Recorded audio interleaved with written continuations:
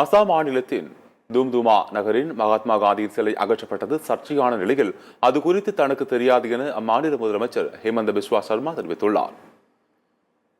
அசாம் மாநிலம் தின்சுகியா மாவட்டத்தில் உள்ள தும்துமா பகுதிகள் மணிக்குண்டு அமைக்க நகரின் மையப்பகுதியில் இருந்த மகாத்மா காந்தியின் சிலை நகராட்சி அதிகாரிகளால் அகற்றப்பட்டது. நகராட்சியின் இந்த நடவடிக்கையை கண்டித்து அப்பகுதி மக்கள் போராட்டத்தில் ஈடுபட்டனர். இந்த விவகாரம் குறித்து மகாத்மா காந்தியின் கொள்ளுப்பேரன் துஷார் காந்தி அசாம் மாநில பாஜக அரசை கடுமையாக தாக்கி தனது எக்ஸ் வலைதள பக்கத்தில் பதிவிட்டிருந்தார்.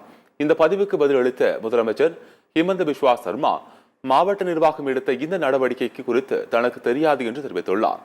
அசாமை பாகிஸ்தானுடன் இணைக்க நேரு தலைமையிலான அரசு விரும்பிய போதும் அந்த முடிவுக்கு எதிராக உறுதியாக நின்றவர் மகாத்மா காந்தி என்று அவர் கூறியுள்ளார்.